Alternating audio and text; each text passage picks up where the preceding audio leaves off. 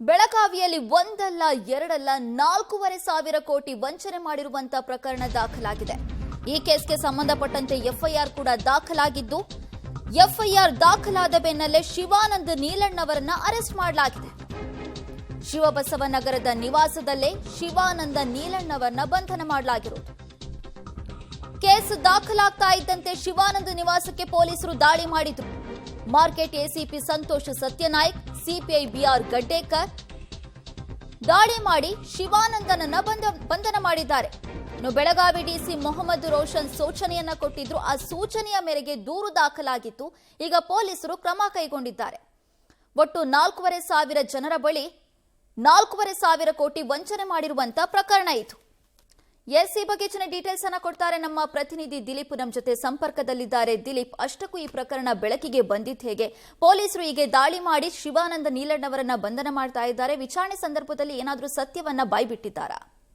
ನೈನಾ, ಪ್ರಮುಖವಾಗಿ ಏನಂತಂದ್ರೆ ವಿಚಾರ ಸಂಬಂಧ ಯಾವುದೋ ಬಾಯ್ಬಿಟ್ಟಿಲ್ಲ. ಶಿವಾನಂದ ನೀಲಣ್ಣವರು 2016ರಿಂದ ಈ ಒಂದು ಕಂಪ್ಲೇಂಟ್ ಮಾಡ್ಕೊಂಡಿರ್ತಾರೆ. ಈ ಜೊತೆಗೆ ಏನಂತಂದ್ರೆ 30,000ಕ್ಕೂ ಹೆಚ್ಚು ಜನರ ಹತ್ರ ಒಂದು ಈ ಹಣವನ್ನು ಕಲೆಕ್ಟ್ ಮಾಡಿರುವಂಥದ್ದು. ಹಣದಲ್ಲಿ ಕಲೆಕ್ಟ್ ಮಾಡೋ ವಿಚಾರದಲ್ಲಿ ಅದನ್ನ ಸಾಲದ ರೂಪದಲ್ಲಿ ಕಲೆಕ್ಟ್ ಮಾಡಿದೆ ಅಂತ ಹೇಳ್ತಾರೆ. ಅದರ ಜೊತೆಗೆ ಇವತ್ತು ಏನು ಏನು ಶ್ರವಣ್ ಕುಮಾರ್ ಅವರ ನೇತೃತ್ವದಲ್ಲಿ ನಿನ್ನೆಯಿಂದ ಏನು ತನಿಖೆ ನಡೀತೈತೋ ಆ ತನಿಖೆಯಲ್ಲಿ ಬಹಿರಂಗ ಆಗಿರುವಂಥದ್ದು ಬಹಳಷ್ಟು ಏನೋ 4,500 ಕೋಟಿಗೆ ಹೆಚ್ಚು ಹಣ ಸಂಗ್ರಹಣೆ ಮಾಡಿ ಜನರಿಗೆ ತೊಂದರೆ ಆಗ್ಬೋದು ಹಾಗೆ ಅಂತ ಹೇಳಿ ಈ ಒಂದು ಪ್ರಕರಣ ದಾಖಲು ಮಾಡೋದು. ಜೊತೆಗೆ ಜಿಲ್ಲಾಧಿಕಾರಿಗಳ ಮುಖಾಂತರ ಈ ಸರ್ಕಾರಕ್ಕೆ ಕೂಡ ವರದಿಯನ್ನು ಸಲ್ಲಿಸಿ ನಾವು ಈಗ ಮಾಳಮಾರುತಿ ಪೊಲೀಸ್ನಲ್ಲಿ ಇದ್ದೀವಿ. ತಾವು ನೋಡ್ಬೋದು ಏನಂತಾರೆ, ಸ್ವತಃ ಬೆಳಗಾವಿ ಪೊಲೀಸ್ ಕಮಿಷನರ್ ಭೂಷಣ್ ಬುರ್ಶಿ ಅವರ ನೇತೃತ್ವದಲ್ಲಿ ತನಿಖೆಯವರು ಕೂಡ ನಡೀತಾ ಇದೆ. ಅಲ್ಲಿ ಬೂತ್ಗಡೆ ಕೂತ್ಕೊಂಡಿದ್ದಾರೆ ಅವರೇ ಶಿವಾನಂದ ನೀಲಣ್ಣವ್ರು. ಮಾಧ್ಯಮಗಳಿಗೆ ಶ್ರವಣ್ ಕುಮಾರ್ ಮಾಹಿತಿಯನ್ನು ಕೂಡ ಕೊಟ್ಟಿದ್ದಾರೆ. ಏನಂತಂದ್ರೆ ಅಸೋಸಿಯೇಟ್ ಶಿವಮ್ ಆಪೋಸಿಟ್ ಕಂಪನಿ ಎಂದು ಇಷ್ಟತ್ರ ಒಂದು ತೊಂದರೆ ಏನು ಮಾಡಿದ್ದು, ಪ್ರಾಥಮಿಕ ತನಿಖೆಯಲ್ಲಿ RBI ಗೈಡ್ಲೈನ್ಸ್ಗಳನ್ನು ಗಾಳಿಗೆ ತೂರಿರುವಂಥದ್ದು ಮತ್ತು ಉಲ್ಲಂಘನೆ ಆಗಿರೋದ್ರಿಂದ ಠೇವಣಿದಾರರಿಗೆ ಯಾವುದೇ ದೂರು ಬಂದಿಲ್ಲ. ಆದರೆ ಮೌಖಿಕವಾಗಿ ಭಾಳಷ್ಟು ದೂರುಗಳನ್ನು ನೀಡಿದ್ದಾರೆ ಹಾಗೆ ಅಂತ ಹೇಳ್ತಾ ಇರುವಂಥದ್ದು. ಜೊತೆಗೆ ಈ ಒಂದು ವಿಚಾರದಲ್ಲಿ ಭಾಳಷ್ಟು ತನಿಖೆ ಆಗಬೇಕಾಗಿರುವಂಥದ್ದು. ಮತ್ತು ಶಿವಾನಂದ್ ಏನು ನೀಲಣ್ಣವರಿದ್ದಾರೆ, ಆ ನೀಲಣ್ಣವರು ಪೊಲೀಸ್ ಇಲಾಖೆ ಇದೀಗ ಬಂಧನ ಮಾಡಿರುವಂಥದ್ದು ಮತ್ತು ಹೆಚ್ಚಿನ ತನಿಖೆಯನ್ನು ಕೂಡ ಮಾಡ್ತಾ ಇರುವಂಥದ್ದು. ನೈನಾ, ಓಕೆ, ಹಣ ಕಟ್ಟಿರೋರು ಏನಾದರೂ ಸಿಕ್ಕಿದ್ರ? ಎಷ್ಟು ಟೈಮ್ನಿಂದ ಹಣವನ್ನ ಕಟ್ತಾ ಇದ್ರಂತೆ? ಅಷ್ಟಕ್ಕೂ ಈ ಪ್ರಕರಣ ಬೆಳಕಿಗೆ ಬಂದಿತ್ತಾದ್ರೂ ಹೇಗೆ?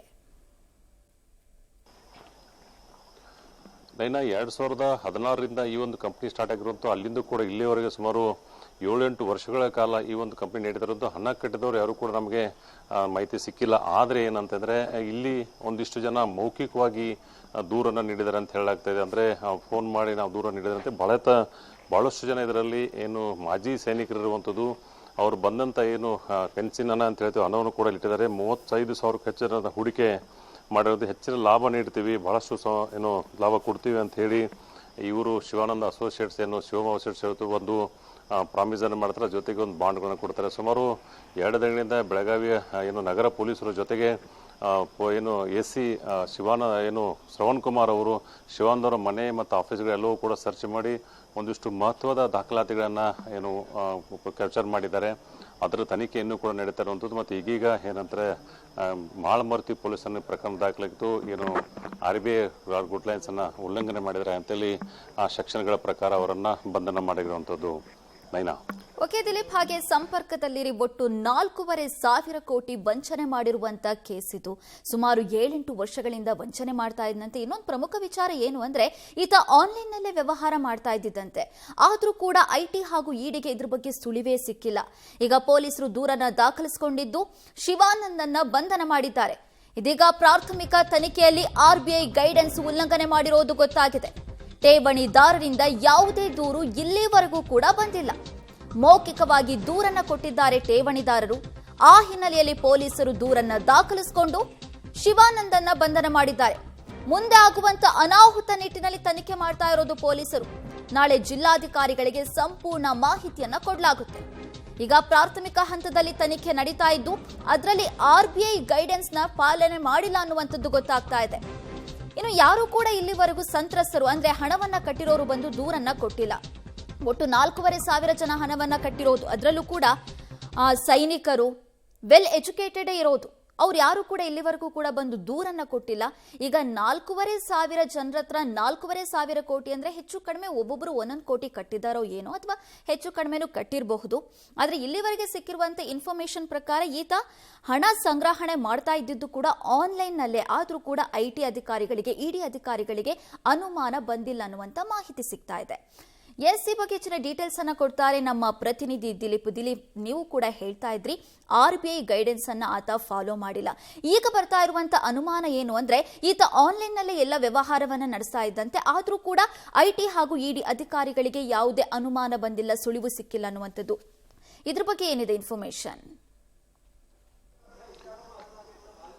ಪ್ರಮುಖವಾಗಿ ಏನಂತಂದ್ರೆ ನೈನ ಇಲ್ಲಿ ಸುಮಾರು 8-9 ವರ್ಷಗಳ ಕಾಲ ಈ ಒಂದು ಬಿಸ್ನೆಸ್ ಅನ್ನ ಶಿವಾನಂದ್ ಮಾಡ್ತಾ ಇರುವಂಥದ್ದು. ಇಲ್ಲಿ ಒಂದಿಷ್ಟು ಏಜೆಂಟ್ಗಳ ಮುಖಾಂತರ, ಜೊತೆಗೆ ಏನಂದ್ರು ಚೈನ್ ಲಿಂಕ್ ಅಂತ ಏನು ಹೇಳ್ತೀವಿ, ಒಬ್ಬರಿಂದ ಒಬ್ಬರಿಗೆ ಈ ಥರ ಒಂದಿಷ್ಟು ಚೈನ್ ಲಿಂಕ್ಗಳ ಮುಖಾಂತರ ಸುಮಾರು ಬೆಳಗಾವಿ ಅಷ್ಟೇ ಅಲ್ಲ, ಕರ್ನಾಟಕ ಅಷ್ಟೇ ಅಲ್ಲ, 4-5 ರಾಜ್ಯಗಳು, ಆಂಧ್ರ ಇರ್ಬೋದು, ತೆಲಂಗಾಣ ಇರ್ಬೋದು, ಮಹಾರಾಷ್ಟ್ರ ಇರ್ಬೋದು, ದೆಹಲಿ ಇರ್ಬೋದು, ಎಲ್ಲ ಕಡೆಯೂ ಕೂಡ ಏನಂತಂದರೆ ಈ ಒಂದು ಚೈನ್ ಲಿಂಕ್ ಮುಖಾಂತರ ಹಣವನ್ನು ತೆಗೆದುಕೊಂಡಿರುವಂಥ. ಮತ್ತು ಇತ್ತೀಚಿನ ದಿನಗಳಲ್ಲಿ ಭಾಳಷ್ಟು ಸಾರಿ ಏನಾದ್ರು ಮಾಧ್ಯಮಗಳಿಗೆ ಬಂದು ನನ್ನ ಹತ್ರ 3,000 ಕೋಟಿ ಇದೆ, 5,000 ಕೋಟಿ ಇದೆ ಅಂತ ಹೇಳ್ತಾ ಇರತಕ್ಕಂಥ ಒಂದು ವಿಡಿಯೋ ಕೂಡ ವೈರಲ್ ಆಗಿರೋದು. ಹೀಗಾಗಿ ಎಲ್ಲ ವಿಚಾರಗಳನ್ನ ಇಟ್ಕೊಂಡು ಏನು ಒಂದು ಪ್ರಾಥಮಿಕ ತನಿಖೆಯನ್ನು ಬೆಳಗಾವಿ ಜಿಲ್ಲಾಧಿಕಾರಿ ನೇಮಿಸಿದ್ರು. ಅದರಲ್ಲಿ ಭಾಳಷ್ಟು ದಾಖಲಾತಿಗಳು ಸಿಕ್ಕಿರುವಂಥದ್ದು. ಜೊತೆಗೆ ಅವರ ಏನು ಒಂದು ಅಕೌಂಟಲ್ಲಿ 400 ಕೋಟಿ ರೂಪಾಯಿ ಹಣ ಇದೆ ಅಂತ ಹೇಳಲಾಗ್ತಾಯಿದೆ. ಆದರೆ ಇದೆಲ್ಲವೂ ಸೇರಿ 4,500 ಕೋಟಿ ರೂಪಾಯಿಗಳು ಎಲ್ಲಿಂದ ಬಂತು, ಮತ್ತು ಅವರಿಗೆಲ್ಲ ಯಾವ ಥರ ಕೊಡ್ತಾ ಇದ್ದಾರೆ, ಕರೆಕ್ಟ್ 1ನೇ ತಾರೀಕಿನಿಂದ 10ನೇ ತಾರೀಕಿನವರೆಗೆ ಏನು ಡಿಪಾಸಿಟ್ ಮಾಡಿರ್ತಾನೆ ಅದೇ ಡೇಟಿಗೆ ಅವರು ಹಣವನ್ನು 3% ಮುಖಾಂತರ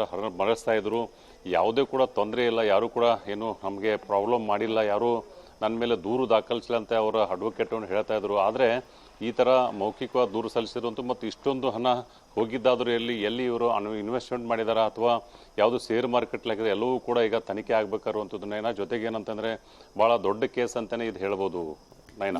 ಎಸ್ ದಿಲೀಪ್, ನೀವು ಹೇಳ್ತಾ ಇರುವಾಗ ನಮಗೂ ಕೂಡ ಅನ್ನಿಸ್ತಾ ಇತ್ತು ಇದು ಇಷ್ಟು ದೊಡ್ಡಂತ ಒಂದು ಕೇಸ್ ಅಂದ್ರೆ ಈತ ಒಬ್ಬನೇ ಇದನ್ನೆಲ್ಲ ಮಾಡಿರೋದಕ್ಕೆ ಸಾಧ್ಯ ಇಲ್ಲ, ಈತನ ಹಿಂದೆ ಇನ್ನೂ ಸಾಕಷ್ಟು ಜನ ಇರುವಂತ ಸಾಧ್ಯತೆ ಕೂಡ ಇದೆ.